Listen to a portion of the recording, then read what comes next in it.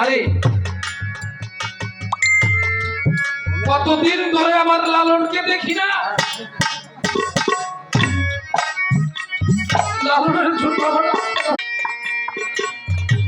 কখন কোন সময় আমার লালন আসবে আমার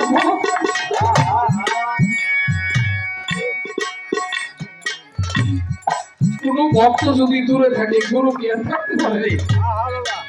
গুরু থাকতে পারে না। কোন ছেলে সন্তান থাকে থাকলে মা আর বাবা চাতক পাখির মতো চেয়ে থাকে কখন কোন সময় আমার বাচ্চা এসে আমার ডাক দিবে। আমার ভবিষ্যৎ সে চলে যাবে রে।